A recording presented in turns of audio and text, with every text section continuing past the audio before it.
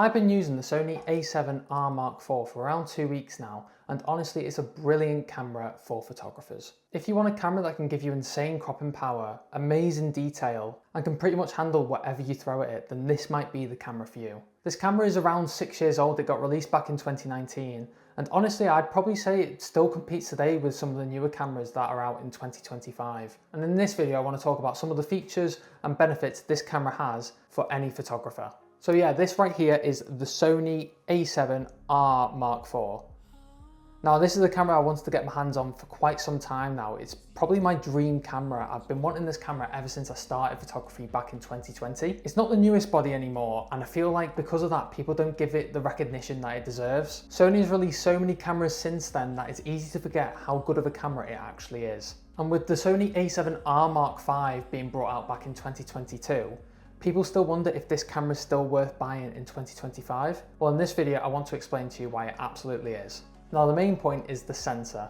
This camera has a boastful 61 megapixel full frame sensor. And this is one of the reasons why a lot of people end up buying this camera. This means that you can crop heavily into your photos without losing a load of detail. And if you shoot wildlife photography or sports photography or wedding photography like I do, having a camera that can give you more ability to crop into your photos and be more creative is a massive bonus. Because with this sensor, you can still crop aggressively and still end up with a really beautiful image as a result. One of the places this has actually benefited me is when I'm at the nature reserve and I'm trying to take photos of birds or wildlife and I don't want to distract them.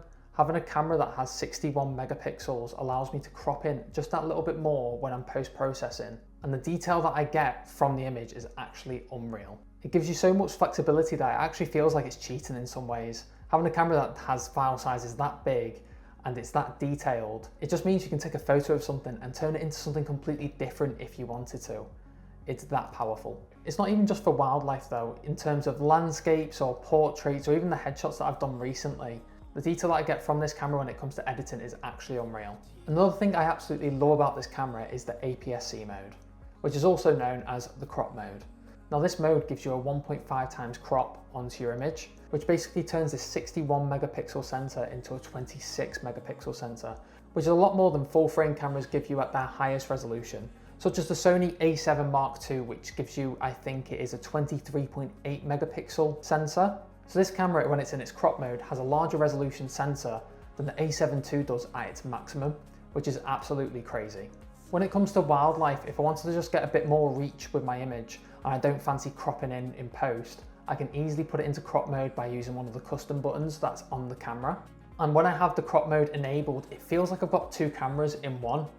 Now let's talk about the burst rate on the camera. It has a 10 frame per second burst rate, and for a 6-year-old camera that does 61 megapixel photos, I still think this is quite a good trade-off. Now it's not as fast as some of the other cameras such as the A1 Mark II or the A9 camera, but for me, who's a photographer who does it on the side, it's still great for birds that are perching or taking off in flight or any moving subject. It's still more than enough. Now a lot of the time I don't have it in the burst mode. If my subject is just sitting still, I try and take as little pictures as possible because it can fill up the SD card quite quickly. Now for this camera, it's not really a video camera, it's more photography focused, and I'll be honest about that. But having said that, you still get 4K at 30 frames per second. You don't get 4K 60, and the 4K itself is oversampled from a portion of the sensor, so you're not really getting a full sensor readout when you're recording.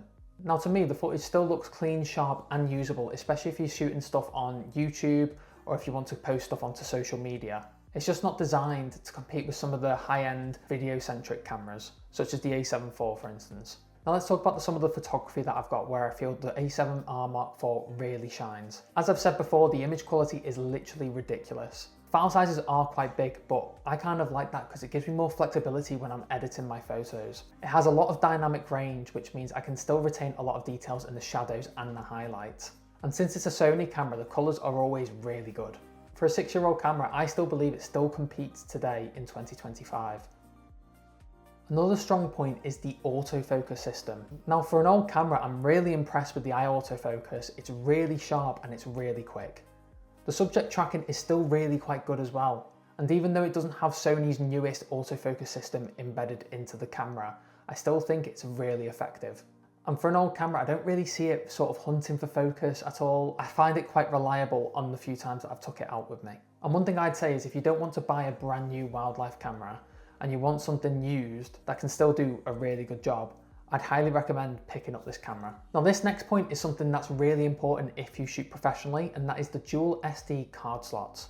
2 card slots basically means you can have a backup for all of your photos. And this was one of the reasons a few years ago I actually upgraded from my Sony A7 Mark II, because it only had 1 SD card slot. And I was always worried that when I was out on a shoot, and if my SD card corrupted, I'd just lose all the footage. Now, if I'd go on a shoot with the A7R Mark IV, I'd always make sure the RAW files are always synced to SD card slot 1, and if I brought a second SD card, I'd put it in the second slot, and then I'd get JPEGs.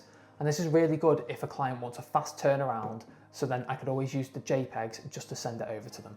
And this is really important in case of any corruption to the SD card in slot 1. I'd always have something to fall back on, so it doesn't mean I lose everything and I've still got something from the shoot.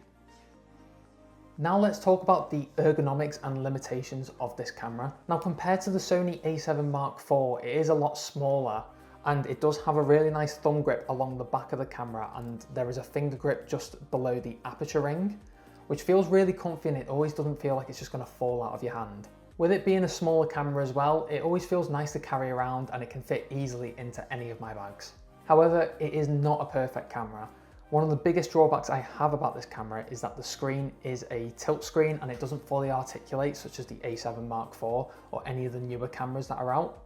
Now this is especially annoying if I'm on a photography shoot and I kind of want to get creative with different angles, if I want to get low to the floor for instance. That's one of the main drawbacks to this camera, which is not ideal, especially if I'm on the move trying to get different subjects or trying to get different compositions and work around my subject. Another drawback to this camera, which I just feel it is a bit dated, is the center mode dial. Now, although I don't really use it, I mainly just stick on manual.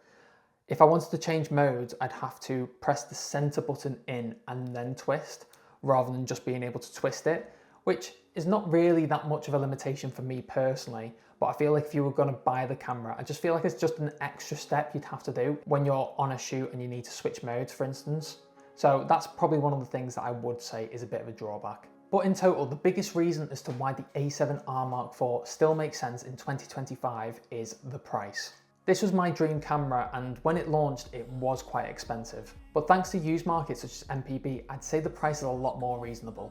And because the camera still feels modern, I think it's a great price for what it actually offers. I feel like if you're a photographer who is focused on weddings or sports photography or even wildlife photography, and you just want to get more detail out of your image and you want to get creative more in post-processing, then this camera is definitely for you. So overall, I think the Sony A7R Mark IV is a great choice for photographers in 2025. So yeah, this is a bit of a different video than what I usually do, but let me know in the comments what you think.